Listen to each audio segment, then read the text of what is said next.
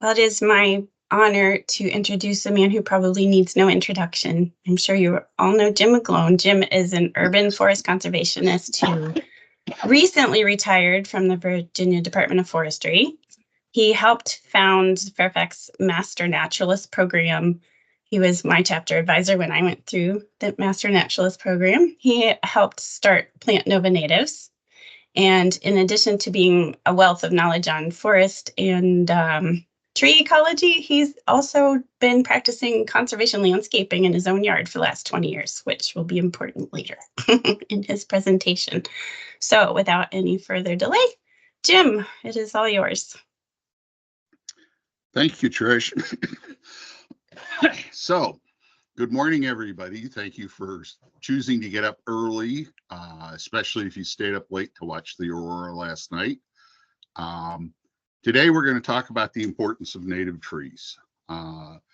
This is a subject that's been near and dear to my heart for a long time, and so I'm glad to share this information with you. Before we get into specifically native trees, let's talk about some of the general benefits of trees. And I divide tree benefits into two sections. One is the life cycle benefits. These are things that trees do as they photosynthesize, as they process sugars and go through their life. They do a lot of things that we find beneficial, but these are things that trees would continue to do whether there were people around to appreciate and benefit from what they're doing. A lot of what the tree's life cycle is about processing carbon. They take in carbon dioxide, they go through photosynthesis, they make sugars, they burn those sugars, and in cellular respiration. Most of the tree is made up of carbon compounds. Lignin and cellulose are both natural polymers, but they also, so we know the tree is made up of a lot of carbon, but what most people don't realize is that trees are injecting a lot of carbon into the soil. I mentioned cellular respiration, which is the process of burning those sugars, and a byproduct of that for the trees is carbon dioxide. And a lot of that gets released into the soil through pores in the root system, where it combines with other chemicals in the soil to form stable carbon compounds. So a lot of the carbon storage is not just the biomass of the tree, but it's also from their interactions with the soils. They're also putting a lot of sugar into the soil to attract beneficial fungi and bacteria that help them. In the case of the mycorrhizal fungi, they're helping to attract or to absorb water and nutrients, but they're also helping to protect the root system from pathogens. Another part of what trees do is they release a lot of water vapor into the air through a process we call transpiration. This leads to evaporative cooling, which can reduce the ambient heat and reduce the amount of energy we use to cool our homes. Shading does the same thing. And in the winter, trees can block winter winds and reduce heating by keeping the area warmer. When they do the gas exchange to pull in the carbon dioxide they need for photosynthesis, they also take in a lot of pollutants that would otherwise we would have to breathe in and irritate our lungs. Their surface areas reduce air particulates, and they also reduce runoff, which is really important for our streams, because a lot of the water pollution we're experiencing in Fairfax County in Northern Virginia, as well as the Chesapeake Bay, is from the amount of extra runoff we put into our streams every time it rains. And they help build soil structure by working with this, interacting with the soil ecosystem. This helps water infiltrate into the soil. It helps store soil and the carbon, but it also, those sugars that they use to attract beneficial microbes are also fueling the soil ecosystem which is what's cleaning the water before, as it filters through the soil before it comes out. And of course, trees are really good for wildlife, and we'll talk more about that particularly later on. So these are the things that trees do in the course of their lives that we find beneficial. But there are a lot of things that trees do for us that only benefits we get from trees that only occur because we interact with trees. Back in 2014, Kathleen Wolf and a couple of other researchers published an overview of about 50 years of study of how trees interact with people and their effect on stress, wellness, and physiology. I know 2014 is a little bit dated, but that gives you a good review of what happened over the first 50 years or so of this research. The Nature Fix by Florence Williams is a book that I'm currently reading. It's got a lot of good information. It's very accessible as to how we interact with trees and how trees improve our stress and physiology. And a lot of it comes down to chemicals that trees release called VOCs, which is volatile organic chemicals. You're probably familiar with them, if not by that name. This is what causes forests to smell the way they do. This is what they put into those little pine trees you can hang from your rear view mirror. So it's these chemicals, and what we're finding is exactly how they're affecting processes within our bodies. So some of the benefits that we get from interacting with trees, one of the big ones that's been focused on is stress reduction and recovery. We saw a lot of this during the pandemic when people were writing articles about how they dealt with the lockdown by going to the park and being out in nature, being among trees. Well, what we're finding is that some of those chemicals, those VOCs the trees are releasing, are what is driving that. For a long time, we've known that if you grow up in a neighborhood where there are trees, you are much less likely to get asthma. I've read recent research which indicates that if you have asthma, living among trees will reduce the severity of your asthma attacks. We're also starting to tease out, we know the human biome, which is all of the stuff that's in your body that's not human tissue, particularly the bacteria and things in your gut, affect particularly allergies and autoimmune diseases. What we're starting to see is that living in a more diverse environment leads to a more diverse internal biome, which would reduce the incidence of allergies and autoimmune disease. Trees and trails go together. We know that trails that are forested or covered or shaded by trees get 3 times more use than trails that are not. There have been studies, particularly in Chicago, in the housing projects, that having trees and nature near the project leads to more social interactions, and reduces the incidence of domestic violence. We also know that trees along streets reduce traffic speeds. On the economic side, the realtors will tell you that planting a shade tree is a great way to increase the value of your house. We know that trees, or houses that have trees, sell faster and for more money than houses without trees.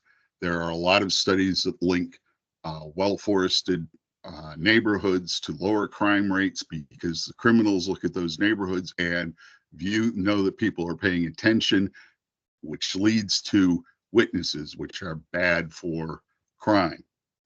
We get more spending and more people coming to commercial districts. The trees tend to make them destinations rather than just someplace to stop in and buy something. So we get more commercial activity in those areas.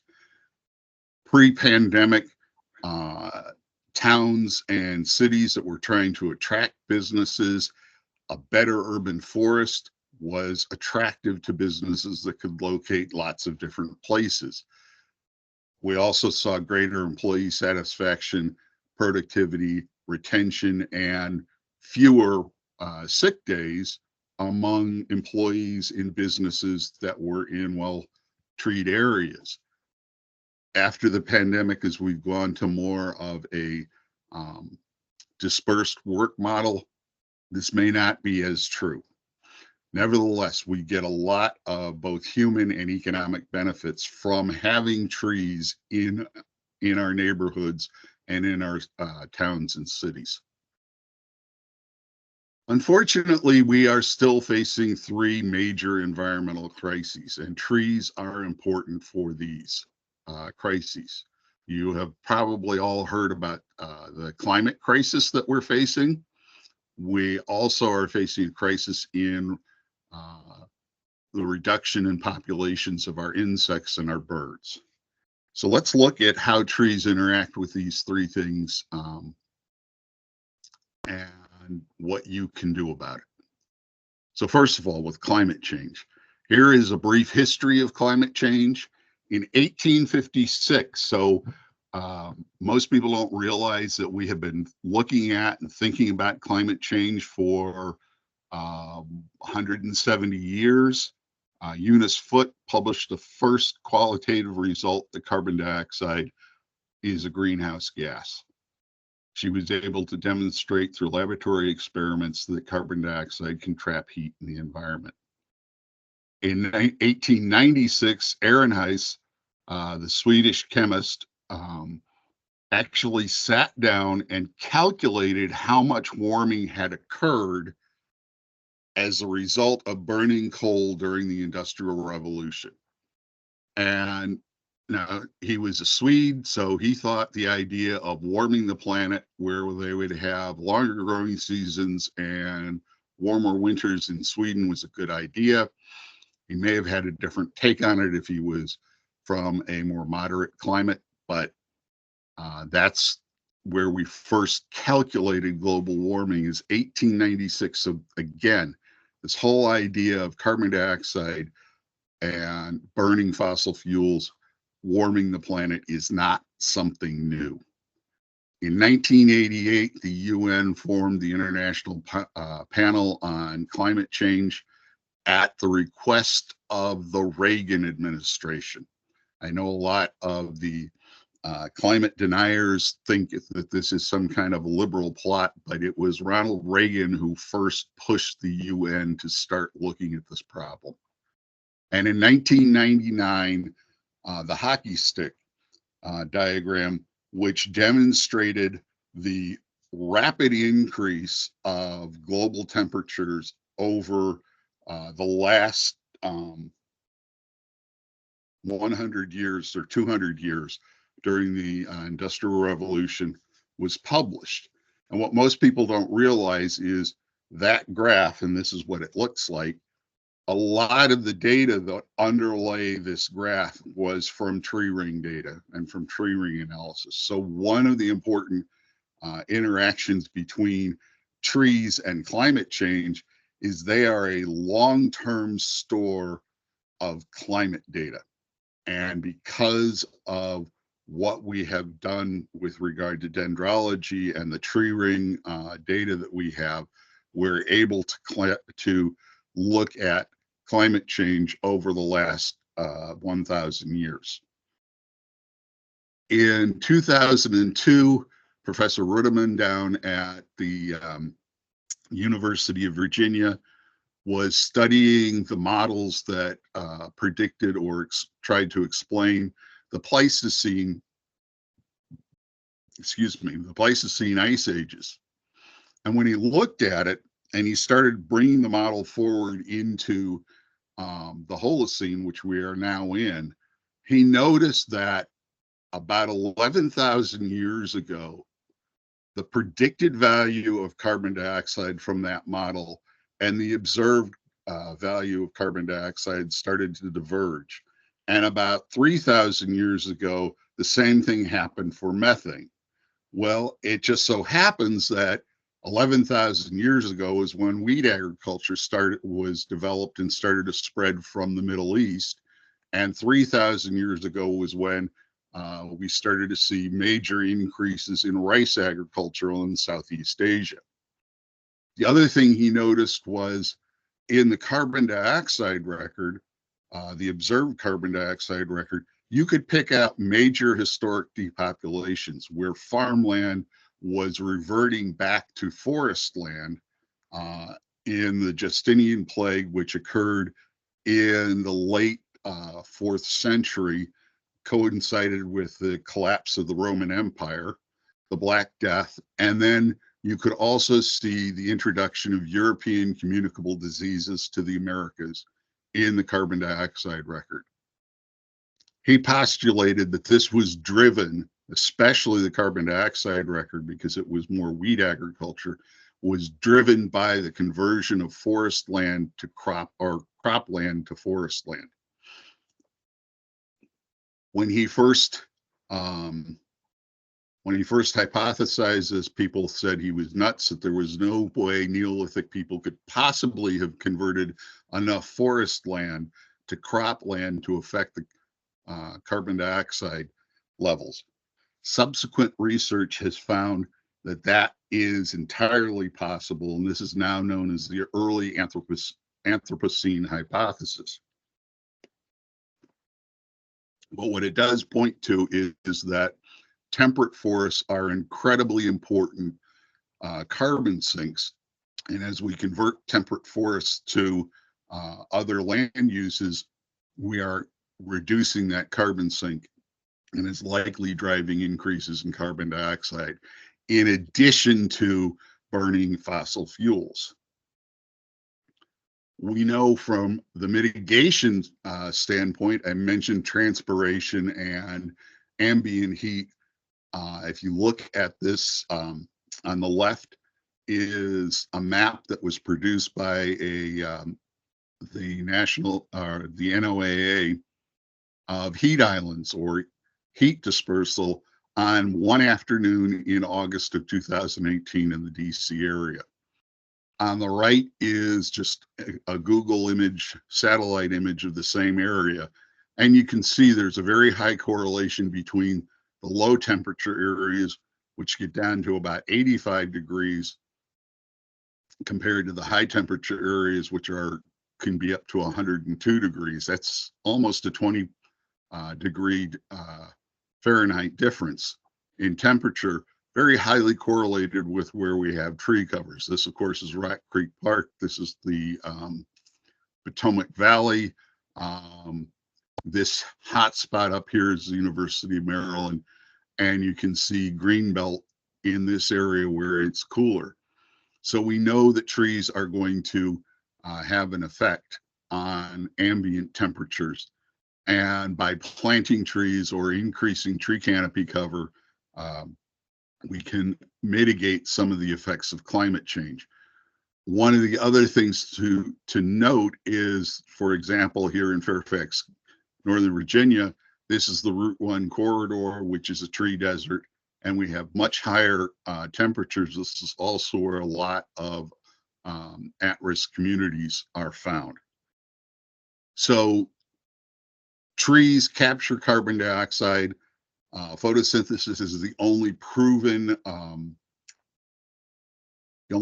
technology for removing carbon dioxide from the atmosphere. They can help reduce energy use, which also reduces the amount of carbon dioxide we're putting into the atmosphere. Flooding is another big issue associated with climate change. And because of the way trees interact with the soils, they can help reduce flooding. They can increase human health. The number one environmental killer today is heat. And most people who succumb to environmental heat have underlying health conditions. So to the extent that trees increase public health, they're also making us more resilient to that heat. There are equity considerations that are associated with it, because the places where we have space to plant more trees, or where we don't have trees are also the underserved or at-risk communities. And of course, planting trees also decreases any other air pollutants that we're um, seeing. One other way that trees interact with climate change is the blue in the Blue Ridge. We called the Blue Ridge was named the Blue Ridge because of the haze that was over it. Well, that haze was a combination of water vapor and those VOCs. When the VOCs get higher in the atmosphere, atmospheric chemistry can transform them into seeds for water droplets, because water vapor will not just condense into a droplet without something to adsorb to. And so those VOCs essentially are seeding the atmosphere and creating clouds. And the clouds are reflecting the light that help keep the planet cool. So there are a number of ways trees interact with climate change. Let's now shift to the insect apocalypse. A lot of this broke into public consciousness back in 2018 when this feature article in the New York Times Magazine, The Insect Apocalypse is Here. What does it mean for the rest of life? Was published. Now, Mr. Jarvis, who wrote the article, talked a lot with people in Denmark, particularly is the basis of this article, but what he was pointing to was a significant decline in insect populations. Well, as a result of the increased public spotlight, there was an increased academic spotlight on this issue, and there were a lot of studies that were done after that.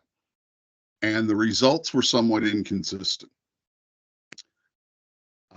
Whether they were pointing to a decline or an increase or a steady state, but a lot of that inconsistency was based on what species they were looking at, where they were doing the study, and how they were doing the study. Most of the studies in Europe showed a decline. In North America, depending on whether you were doing it in a more rural area or more urban area, we might see increases or decreases, but generally, all of these studies were pointing to a decrease in our lepidopterans, that would be our moths and butterflies, and our bees. So our pollinators they were all showing the pollinators were in trouble. As works with science, we're moving towards a consensus, which is we're seeing a 1 to 2% decline every year, which doesn't sound like a lot, but that means if this has been the trend over the last 50 years, we have seen a 40 to 64% reduction in our insect populations over the last 50 years. In terms of my own anecdotal life cycle, 50 years ago, when I was a teenager, I had to wash the family car every Saturday. And I know that because my dad wouldn't let me use soap or a brush, it was really hard to get all the insect guts off of the windshield and the hood and the license plate. And I don't see that very much. And there are a lot of other people who have remarked on how clean their windshields are after long trips. So there seems to be some anecdotal evidence to support this reduction. Why do we need native trees and native plants to support those insects? Why do we need those insects? Well, for one thing, those insects, particularly caterpillars, are an important source of transferring energy from plants to animals. But we also rely a lot on them a lot for pollination services and for a number of other ecosystem services. Doug Tallamy and his cohort have shown that, in general, native insects rely on and prefer native plants. And the science that underlies this idea is encapsulated by Dr. Michael Ropp, who's also known as the bug guy. He is, I think, an emeritus professor, extension professor of entomology at the University of Maryland. What he says is when bugs bite, plants bite back. And plants produce these bitter alkaloid toxins to reduce herbivory. And with our native plants, we have native insects that have evolved to deal with these chemicals, whereas our native insects are not evolved to deal with the chemicals produced by our non-native plants. That's looking at it from the perspective of the lepidopterans and the caterpillars. If you look at our native bees, about 30% of our native bees are specialized on native plants. And this is particularly with our early and late season flowers. We're also seeing a lot more evidence that some of our early season bees are using pollen from oaks and other windborne or wind pollinated trees. Now, to me, this argument makes a lot of sense because I know a little bit about what's going on in your mouth. You have taste receptors in your mouth and there is one type of receptor for sweet, one for sour, one for salt, one for umami, but we have up to 25 taste receptors for bitter compounds. And I say up to 25% because not everybody has all 25 bitter receptors, which is why there are some people who are not going to survive the apocalypse who think broccoli tastes good, because broccoli and Brussels sprouts and cauliflower all produce these bitter chemicals, but not everybody has the taste bud to taste those chemicals. And the reason we have all of these receptors for bitter is so that we will know if there is a high concentration of a toxin in a plant. And most of these bitter receptors are at the back of your mouth. So there's sort of a last line of defense telling you, don't swallow this, it could kill you.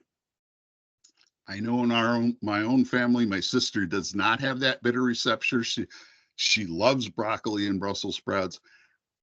As a kid, I had to go outside and leave the house when my mom cooked Brussels sprouts because I have that receptor. So if your kids were picky eaters and didn't like broccoli, it's your fault. You didn't give them the right genes. Another common misconception is you look at a plant like this. This is, I believe, an Asian azalea. This was in my front yard. The previous owners planted it.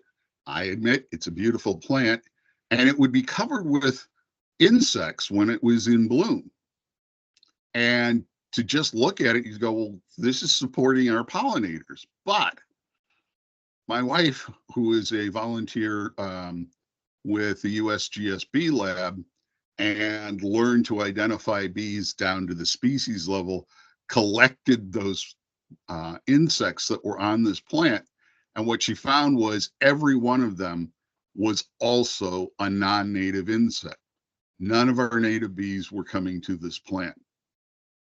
We have subsequently replaced it with native plants that do attract our native insects. But there are a lot of people out there who are saying, oh no, this is ridiculous. We don't need to worry about this. One person who said we don't need the native plants to support our pollinators showed a picture of a European honeybee on a European dandelion to support her argument. Here is a nice little cautionary tale when we start talking about the importance of using native plants as opposed to non-native plants. In the middle is the West Virginia white. This is a butterfly or a skipper that is a federally listed threatened species. The larvae of this insect feed on mustard plants, but the adults, the females cannot tell the difference between a native and a non-native. Cutleaf toothwort is one of the host plants for this butterfly. It's a native. I took that picture down at Mason Neck. Garlic mustard is also a plant that they lay their eggs on, but it is a non-native invasive plant. And to be an invasive, it has to be doing ecological harm. And part of the ecological harm that garlic mustard is doing is that it produces a chemical that kills the caterpillars of the West Virginia white. So when the female lays its eggs on that plant, it's a death sentence for those caterpillars that hatch from those eggs. Why are trees and shrubs particularly important? Well, if you go to the National Wildlife Federation Native Plant Finder, which incorporates research from Doug Tolomei's group, you will and put in your zip code, it'll come back and it'll give you suggestions for plants that will support caterpillars. And you can see in the picture here, every one of them has this little list. So goldenrod support 114 different species of caterpillars in my neighborhood or in my zip code. Wild strawberries are number 2 with 73. But when we look at the woody plants, oaks support 513. And I know Ptolemy's number is up to 590 now. But this is locally native butterflies as opposed to continent-wide.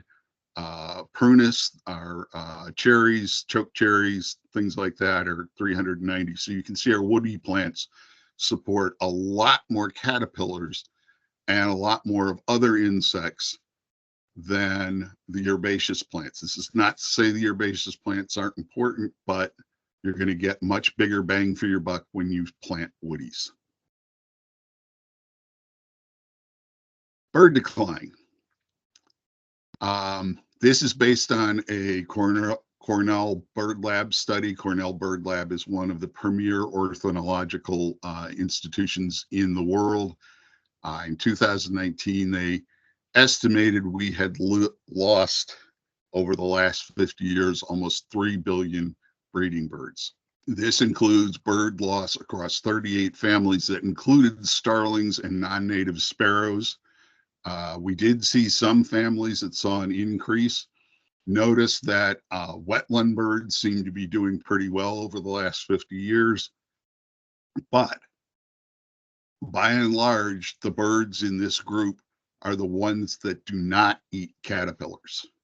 So what's the relationship between native plants and birds?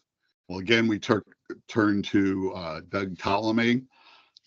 One of his students, Desiree Narengo, did a study here in the DC metro area using citizen science volunteers who observed chickadee nests.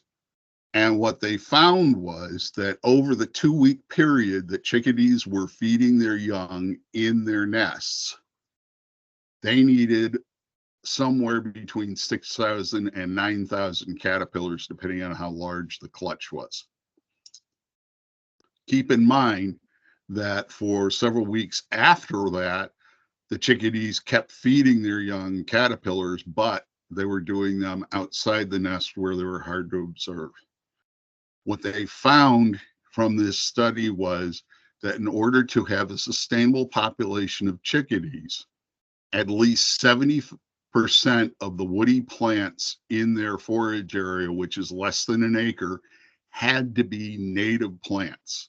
Once they fell below 70% of those woody plants being natives, the population was no longer sustainable. They were not producing enough young to replace the adults as they died. All right. So how do woody plants and birds interact? Well, first of all, woody plants provide nest sites. This is a cardinal nest. They keep coming back to this. That's how I know it's a cardinal nest. This is actually in a Magnolia stellata, a non-native magnolia that we have in our yard. But 75% of birds nest within 20 feet of the ground. So the shrubs are important nest sites. They don't necessarily have to be native. What is important is the forage sites. When the birds start foraging on the leaves and the stems, and particularly the leaf litter, they are generally going to native plants because that's where the caterpillars are. And the reason they're going to those native plants is they are looking predominantly for fat, which is an important part of the birds' diets. And they get that fat from the caterpillars and the berries that are found on the native plants. Now, why do the birds need fat? They need fat for overwintering for our non-migratory birds, but the migratory birds need fat to sustain their migration. For North American native plants, the berries tend to be anywhere from 30 to 50, have a 30 to 50% fat content, whereas native berries tend to be 1 to 2%. And that means that the birds that are relying on the berries, these are particularly our neotropical migrants heading south, because that's when they're feeding on the berries, don't have enough energy to get across the Gulf of Mexico to their North or South American wintering grounds, and they're falling into the Gulf. In the spring, they need the native plants because that's where the caterpillars are, and they need the caterpillars both to finish their migration, but also to get to feed their young. And then throughout the rest of the year, they're looking at the caterpillars and berries. So we need the native plants to produce the berries that have the fat that they need, and to produce the caterpillars, which are nutrient accumulators for them. So that's all bad news. Our birds are declining, our insects are declining, the temperature, unfortunately, is going the other direction. What can you do about it? Well, you can do things like this. This is my front yard. This is about 95% native plants. I did mention the stellar magnolia. I have a few other non-native plants in here, but most of the plants in this picture, in fact, I think all of the plants that you can see in that picture are natives. And it's very simple. You need to use your native plants in layers the way nature does. And layers means you're planting flowers and grasses under shrubs, under small trees, under large trees. When you plant in layers, you're providing the vertical diversity, which creates niches for different kinds of insects and different kinds of birds. Within those layers, you want to get horizontal diversity, which means you're using many species within the layers. And then within those layers, you also want to provide flower or plants that flower or produce berries at different times of the year. A great example of the temporal diversity is 3 of our native viburnums, Viburnum perufolium, dentatum, and acerfolium. That's blackhaw, arrowwood, and maple leaf viburnums. The blackhaw, they all produce flowers that are very similar, that are used by the same kinds of bees. They also produce berries of different sizes. But the blackhaw starts blooming on April 15th every year, pretty much, and blooms until late April. Then we see the maple leaf viburnum starts blooming in late April into mid-May, and then the viburnum dentatum.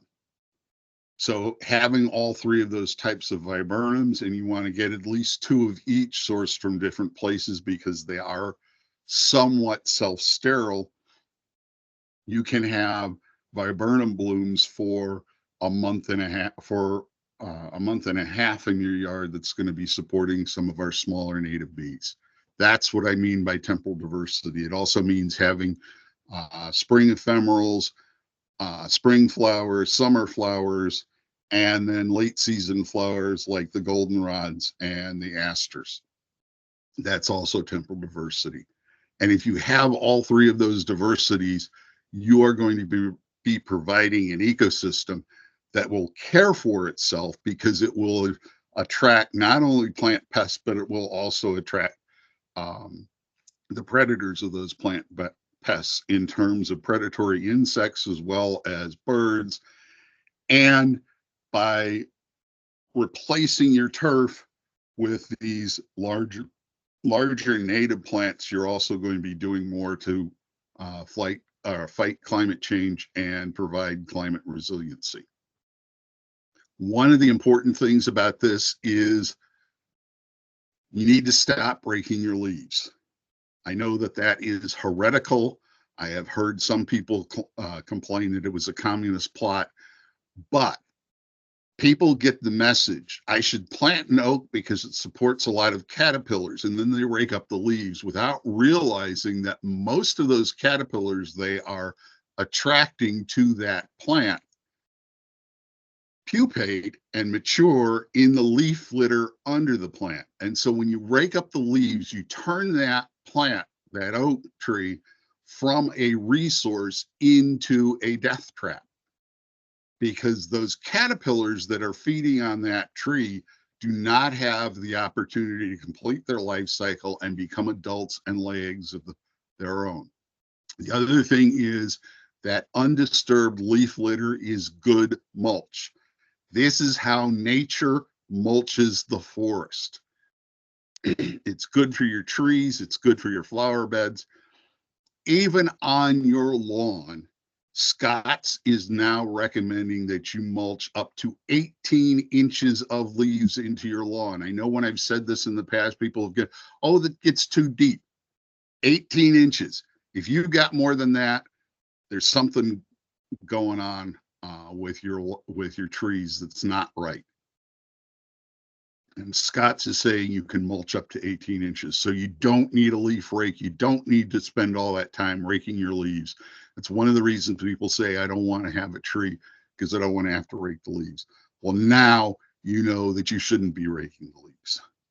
Another complaint I get is, oh, we're worried that our plants won't come up through our leaf litter. This is my trout lily. It's been growing in a bed where I actually have been adding some leaves every year because it's near my driveway. So I'm cleaning some of the leaves off into this bed. It comes up every year. This year it actually came up and bloomed, which it doesn't do every year, but it has no trouble whatsoever getting through the leaf litter. These leaves, as they break down and decompose, are also enriching your soils. When we moved to our house, the A horizon, which is the organic layer at the top of your soil column, was paper thin. Now it's, after 20 years, it's about 3 inches deep. So what I'm talking about here is changing your landscaping paradigm. Instead of saying turf first, it should be turf last. What I encourage you all to do when we get done this morning is go out in your yard, look at every square foot of turf and challenge it. Ask it, why are you there? What are you doing for me and for the world? And if it can't come up with a good answer, dig it up and plant a native plant. I know there are a lot of native plant sales going on right now. So this is a great opportunity to start to turn that landscaping paradigm around. And I encourage you to do it in your front yard to be a good example for the neighborhood. You can further that by putting up signs. I know that I'm in a little bit of a competition. I don't know if he knew it, to have the most sign with Ellen Ford, to have the most signs in their front yard. We have all these signs. We actually went out and bought a trellis to put them up. I have seen my neighbors stop and read these signs, and I'm hoping that this is changing their behavior and what they're thinking about how they should be landscaping their yard. One of the pushbacks I get from people is, oh, they're native plants, and I'm really nervous about taking care of native plants. I don't know how to take care of native plants. Well, here's what native plants need. They need sunlight, they need carbon dioxide, they need water. They also need oxygen and nutrients. And the reason they need these things is sunlight, carbon dioxide, and water is photosynthesis. And oxygen and nutrients are cellular respiration. If you remember when I talked about the life cycle benefits of the trees, it's all driven by these two processes, which are the same processes that drive our non-native plants. In other words, our native plants are plants. If you know how to garden, if you know how to take care of plants, the non-natives that you get that we've been bringing home from the nursery for all these years, then you know how to take care of native plants. It's just a question of bringing home a different suite of plants. Now, there is one caution that I would give you that I learned, is that there are plants that may be native to the region, but not native to your yard. One of the first books I got on gardening with native plants talked about foam flower and how beautiful it was. And it is a beautiful plant, and how easy it was to grow. So one of the first native plants we tried in our yard was foam flower, and it died. And we tried it again, and it died. And we tried it again, and it died. Foam flower may grow well, particularly you notice it's growing in a pot, and it's doing very well in the pots that are full of soil that we went to our local nursery and bought. But in the sandy clay that we have in our yard, it does not do well. So there's going to have to be a little bit of experimentation on exactly which of the natives are good for your yard. Some of the resources. One of the ones that I like is the Homegrown National Park. This was a serendipitous organization that started. Doug Tolomei used to talk about if we just got rid of 20% of or 50% of our turf, we could create the Homegrown National Park, which would be 20 million acres, which would be, and this will give you an idea of how much turf we grow in the US. It would be greater than in area than all of these parks combined. I happened to be a marketing person in one of his talks, and they got together and they started the Homegrown National Park. Another place that can support this is plantvirginianatives.org. If you go to their website, this is their banner. You can see all these little pictures along here. These are all logos for various regional plant campaigns. This is probably the best one. This is the bumblebee moth on our native coral honeysuckle. There's its caterpillar. The reason I think that's a great logo is because it was my idea. That's the logo for our local native plant campaign called Plant Nova Natives, which you can access at plantnovanatives.org. And there you can find the native plants for Northern Virginia. The Virginia Native Plant Society also has a lot of good information on native plants. If you want something a little more specific, you don't want to have to go through and tease out which plants to plant, you can use the Native Plant Finder. And if you just search on Native Plant Finder, it'll come up. Click here, put in your zip code, and that's where I got those two, or that slide for the recommended natives based on the number of butterflies and moths that these plants support in your neighborhood. Another good resource is the Virginia Plant Atlas. This is more for if you're thinking of planting something and wondering if it's native. For example, if you're thinking of planting this is Shrubby St. John's wort. Sorry, my Latin is not working this morning. You can see all the counties that have red dots is where this plant is native. This is a great midsummer bloomer to have in your yard. It's really important pollinator supporter because we don't have a lot of stuff that blooms in the middle of the summer. If you are really ambitious on the native plant or the atlas, you can go to the county and you can get a list of all of the plants that grow in the county and whether or not they are introduced or native. Another good resource is the Department of Conservation Recreation, Natural Communities of Virginia. These are driven mostly by soil type. So if you can figure out what your soil type is and what the natural community that would grow on that soil type would be, it can give you a leg up on what to plant there. If you are in the coastal plain of the county and you have sassafras soils, which is what I have, these are very acidic soils. So what you're looking at is something like an oak heath forest, which is why I have such great luck with my native azaleas and mountain laurels and blueberries, which are all acid loving plants. At the very least, be aware of this. This is the list of invasive plants. And even if you're not sold on using exclusively natives or mostly natives, at least don't plant anything that's on this list, please. We are spending a lot of money to remove them. All right. I was asked to talk about tree care. I'll do that briefly because we're starting to run out of time.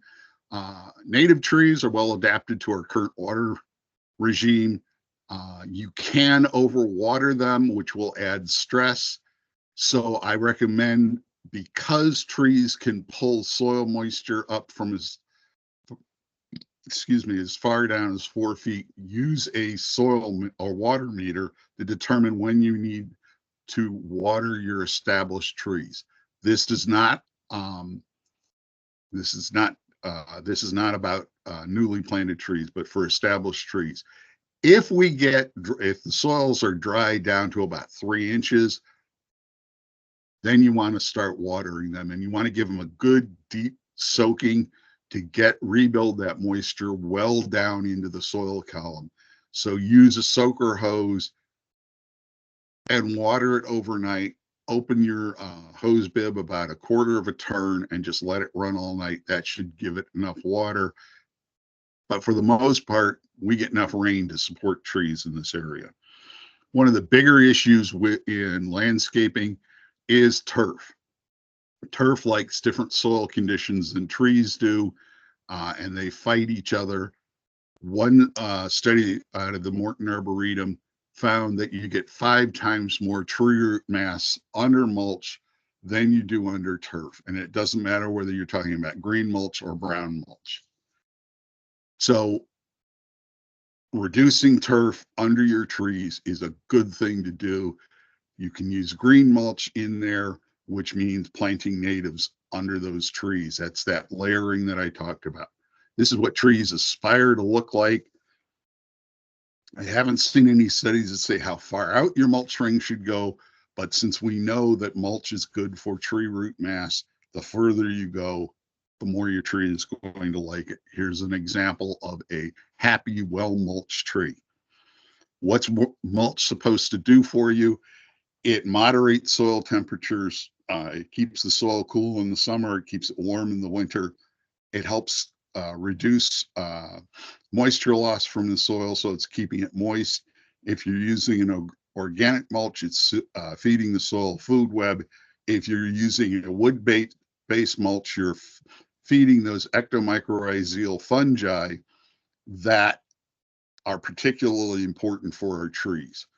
Good mulch should also allow gas exchange and help infiltrate water. As it turns out, probably the best mulch you can get are the wood chips from an arborist. And as you can see, I took this picture in Warrenton, just happened to pull up behind this guy at a stoplight.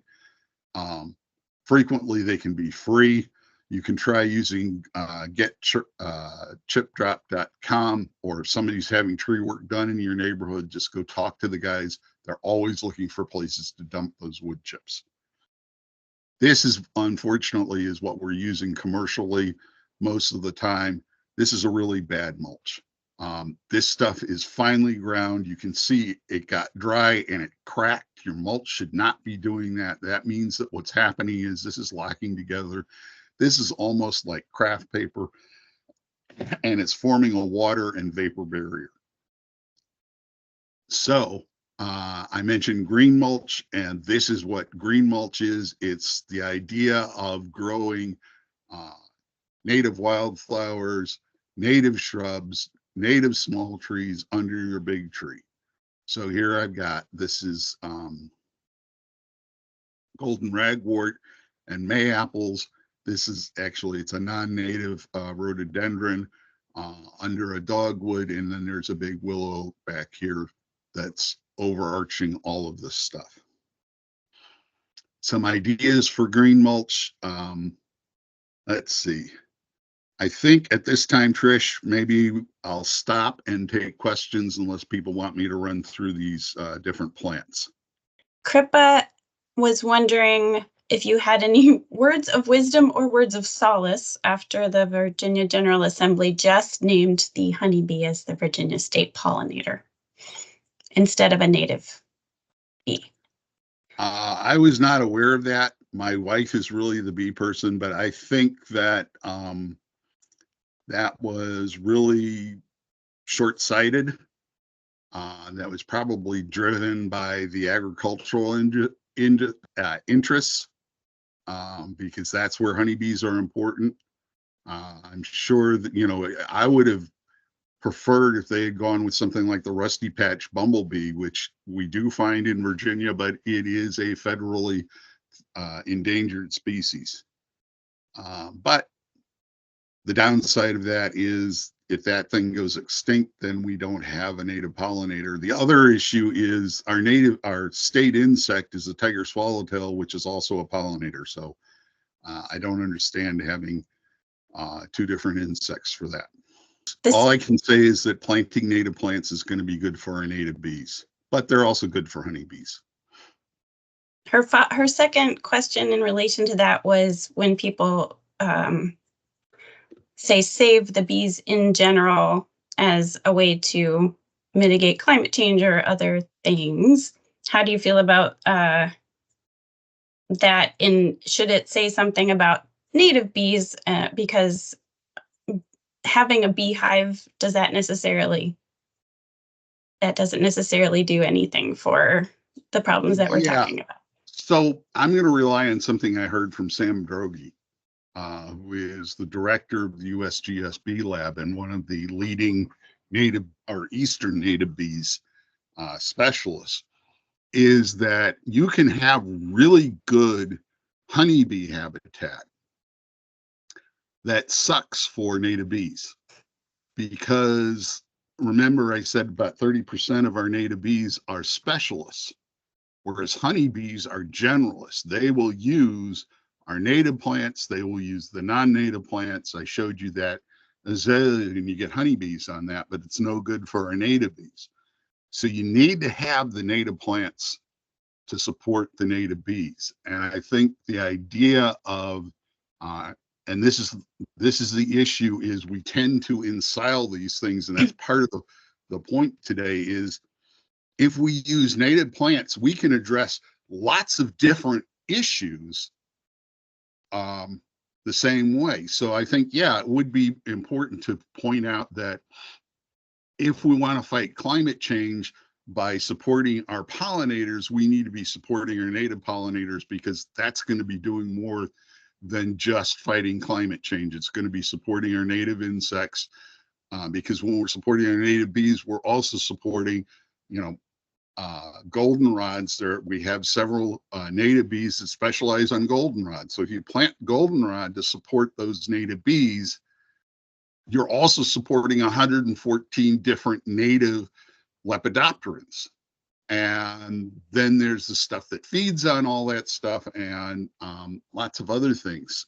So using those native plants is addressing a number of different things, where supporting honeybees, you may only be doing that. That may be all you're getting out of it, is supporting honeybees. You're going to get some climate change issue support there too, because they are such generalists.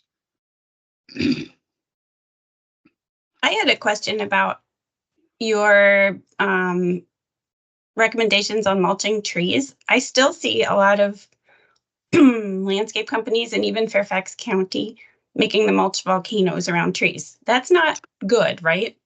That's bad. Yes, that's bad for the tree individually, because what you're doing, mulch volcanoes are where you're stacking up the mulch very deep, right up against the trunk of the tree, and it's causing the tree to grow adventitious roots out of the trunk where they're not supposed to grow. Um, it can make the tree very dependent on the moisture within that mulch, but it can also um, increase pathogen or create homes for pathogenic fungi. So there are a lot of bad things that are associated with that. One of the issues, and I know what you're talking about, Trish, is around the Heritage building. It looks like they're doing mulch volcanoes. But when I've dug down into it, what I found is they're only putting 2 or 3 inches of mulch there.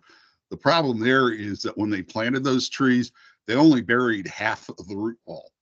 So they planted them very high. So while it looks like it's a volcano, it's just that the way they've been planted, they're standing up above the rest of the landscape, which is not the way you should plant trees. The root flare should be at grade.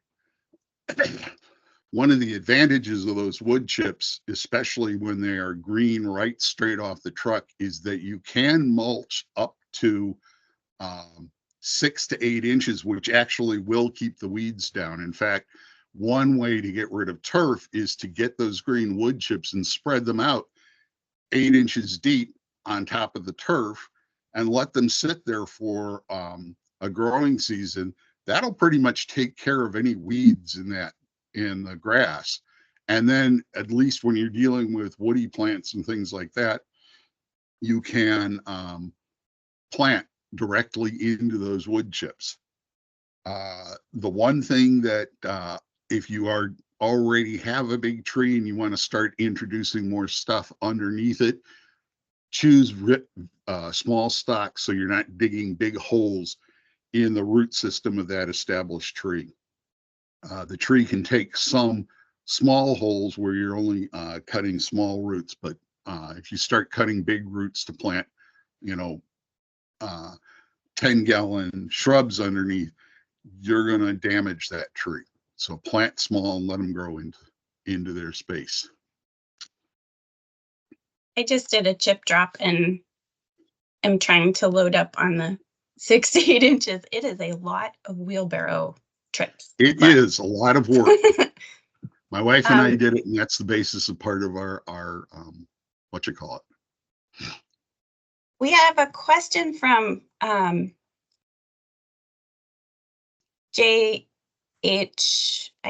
Pete, sorry. What's your opinion on double shredded hardwood mulch, and you already answered how many inches generally, but there are different kinds of mulch. Double shredded, I wouldn't go more than 3 inches deep. If it is really hardwood mulch as opposed to just the outer edges, which is mostly bark, it's okay. Single shredded is better because you got more gaps. But the thing about the difference between a wood mulch and a bark mulch is the function of the bark is to keep water inside the tree. So bark is what is called hydrophobic. It's got a lot of waxes and things in there. It doesn't absorb water. In fact, it repels water. So when it rains, that's the stuff that floats away. Wood, on the other hand, is hydrophilic. It loves water. Its purpose is to hold and absorb water. And so using that hardwood mulch and the stuff, that's why the wood chips from the arborist are so good, is because there's a lot of the inner part of the tree. That stuff will absorb water and it'll stay in place. It'll actually get waterlogged and sink during rainstorms. But certainly if you can't find single shredded, double shredded is better than bark mulch. And that stuff that I showed you, which is triple or more shredded, that was actually designed so they could blow it. they could attach a blower to a dump truck load and just blow it off instead of having to load up wheelbarrows and wheel them around. Hey, Trish, this is Bob Pearson. Do you mind if I bust in? I can't use the chat for some reason. I have to name somebody. Hey, Jim, thanks for a great discussion here. I got a question about for planting long life trees, like a willow oak, for example, or other trees that might be living for 100 years. Should we take into consideration the future climate change of what it's going to be like here in 100 years for a 100-year-old tree, or 300, like ball cypress? They live long, white oaks. Yeah. Should we plan for the future? Thanks. That is an open question in urban forestry. Do we plant for today's climate or for the future climate? It really depends on what you're looking at. Like with willow oak, I wouldn't worry, or white oak, I wouldn't worry about it because we're right in the middle of its native range. But if you're looking at, for example, I wouldn't plant sugar maple or basswood because we're right at the southern edge of their native range. So 50 years from now, they're probably not going to be very happy. The other thing, though, is that it's not just genetics, it's also the phenotypes and the way the tree responds to the genes. We're seeing a lot of trees that are succumbing to the environment as it's gotten warmer, but that's because they grew up and they adapted to living in a cooler climate. So when we're planting the trees today, they're going to be better suited to that. But in general, my recommendation is don't plant anything that's at the southern edge of its range. Don't plant, or if you can, source your plants from like North Carolina or South Carolina, where their genotype is a little more adapted to what we think the future climate's going to be. But still, you want to try and stay with plants that are native to the region. So the loblolly pine should be okay, right? Yeah, loblolly is moving. They grow here already. We're at the northern edge of their native range. There's some speculation, particularly on the eastern side of the Chesapeake Bay, that the only reason they aren't further north on that side naturally is because getting across the bay with the seed source was difficult. Yeah, one last quick question. I've seen southern magnolias overwintering in our forests now. So they're beginning to be, we're beginning to get a climate that is adapted to them, whereas the northern edge of their range is really Virginia Beach. May I ask one quick question? I'll shut up. So the loblolly pines, when do you think is the latest I should harvest them? I don't want them to fall over into my house, but some of them are 50 years old. Should I be looking for harvesting some of these loblollies? No? No, loblollies native, they will live to be 150 to 200 years old. We harvest them when we do for commercial purposes. Also because they will start to get too big for the mills if you let them go too long. But if you're not without commercial consideration, there are beautiful loblolly pines out at Conway Robinson State Forest that are 75 years old, and they're showing no signs of issues.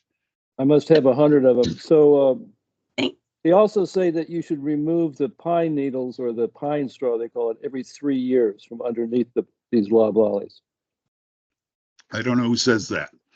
Again, that could be a commercial recommendation because that is a commodity. Yeah, for plantations, I guess. Okay, thanks, Jim.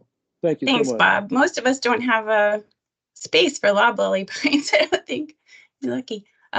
We had a comment from Betsy, and Dina recommended this as well. You can get a visit from a representative from Audubon at Home. I'm going to put the link back in the chat now, and they can help you with a consultation on native plants in your own property.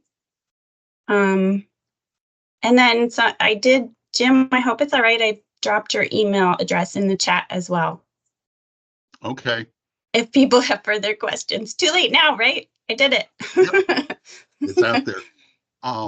One comment I'll make on the wild strawberry, this is one I really like as a ground cover and substitute for English ivy. Not only does it spread well, we also have some native bees that specialize on this. This is the only plant they go to. And I would point out, we're talking about wild strawberry. Notice it has white flowers and it has 3 leaflets. We have a non-native semi-invasive cinquefoil, which has 5 leaflets and yellow flowers. But we also have native cinquefoils, which are great ground covers as well, and can be, as my neighbor has demonstrated, can be used as substitutes for grass because he has a really crappy lawn, but it's full of cinquefoil. Any other questions? There was one I didn't get to that I hopefully answered correctly, but can you just verify? You were mentioning fall, layering seasonally for fall asters would be a good option. Yes. Along with the goldenrods. Was that what you had said? Yep. Here's, Okay. Whoops, wrong way. So wild petunias are a good sun blooming plant. These things seem to bloom all summer long in our yard in different places. Goldenrods, the great thing about goldenrod is it doesn't matter what your conditions are, there's a goldenrod that fits it. There are hundreds, if not thousands, of goldenrods, and there are lots of them that are native to this area. This is a sun goldenrod. We also have shade goldenrods in our yard. The aromatic aster, this picture was taken in October. Compared to, first of all, the New York asters don't do well in our yard. They tend to be real scraggly, but this is only like 3 or 4 plants. So this is a really good fall blooming plant for your yard. The coral honeysuckle, this is what they're looking like right now that we're in the major bloom portion, but these things will bloom on any new growth and they will bloom all summer long.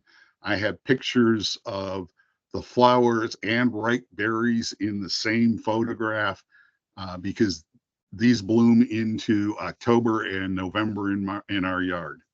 And if you're really lucky, you'll get these snowberry clearwings or bumblebee moths, which host on this plant. Then if you can take acid, you've got mountain laurels. These are all examples of what are known as green mulch. The Pinkster bloom azaleas, these are another acid-loving plant, obviously.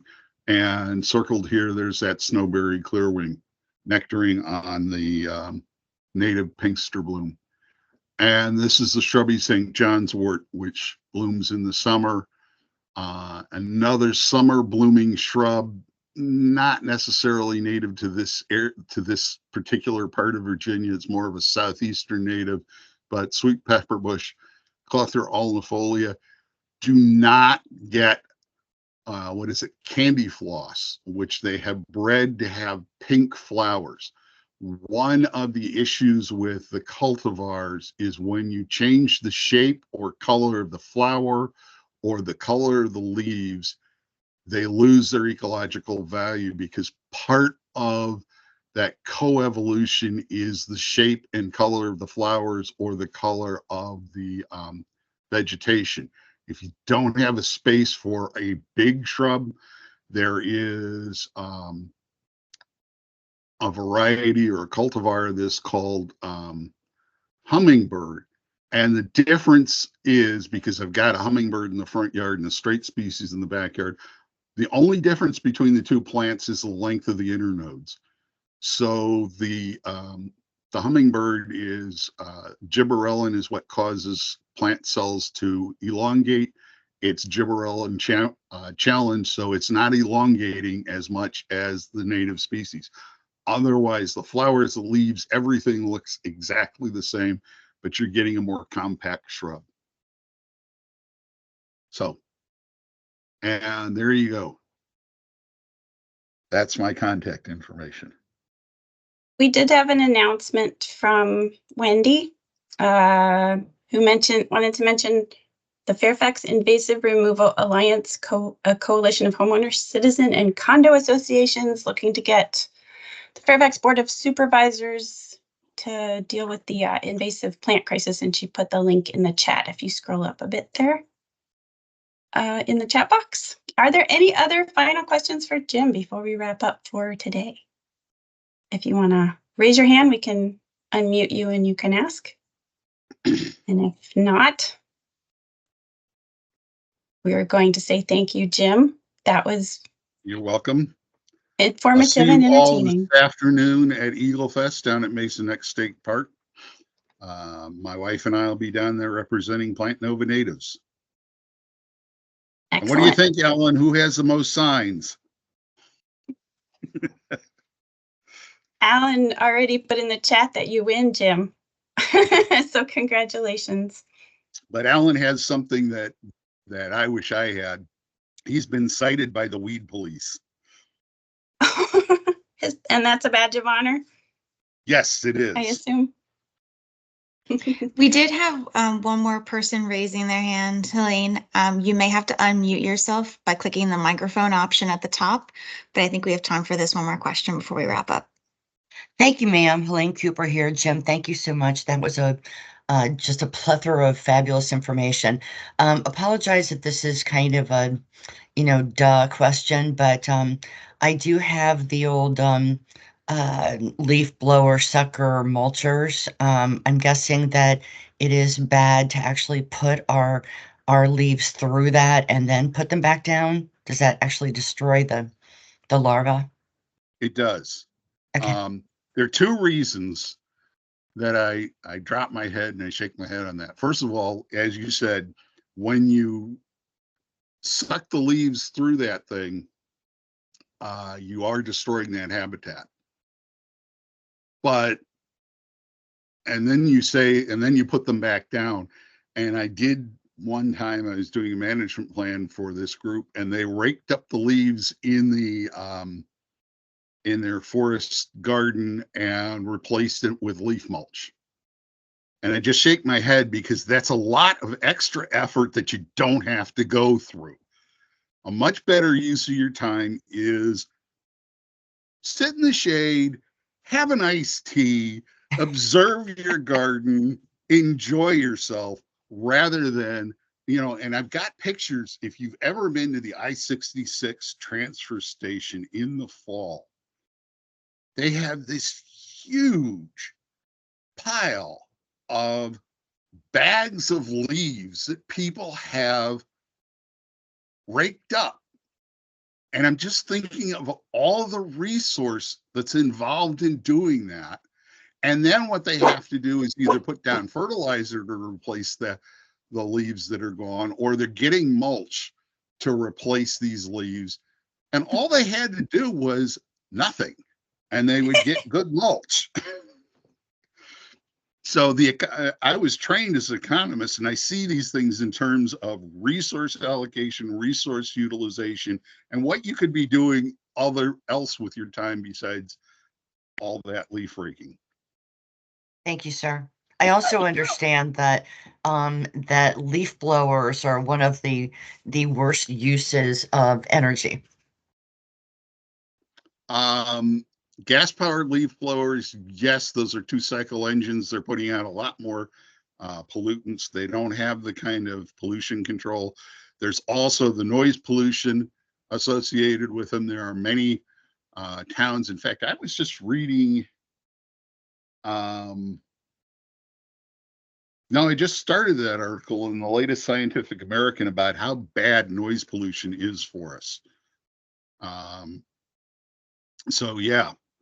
And we had a presenter last time, Jim, Neely Law from the Office of Environmental and Energy Coordination of Fairfax County, who mentioned something about a ban on county property for when they're doing maintenance, an upcoming possibly ban on 2-cycle engine leaf blowers. Yeah. I had a neighbor who fortunately has moved away who had a leaf blower fetish. It was like every night he was out there blowing his yard with that gas-powered leaf blower. And what they were saying is that the decibels from those things, even inside your inside your house exceeds EPA recommendations. So Great. yeah. I've been trying, when I was working, I tried to get Fairfax County, as part of their Earth Day celebration, to have a leaf rake bonfire. I've become convinced that that is the most environmentally damaging thing that we put in the hands of homeowners. Well, thank you for your advice, opinions, insight. I think that that is all of the questions that we've had pop up, and I hope that everybody has a wonderful rest of their day at the Eagle Fest to see Jim. Yes, it's or going to wherever be you a end up. beautiful day. Come out, walk the Bayview Trail. There's lots of great shrubs along there that have either already bloomed or will be in bloom. Thank you, Jim. Okay. And hopefully we'll see you all at our July 13th green breakfast for the next one. Have a good day, everybody. Bye-bye.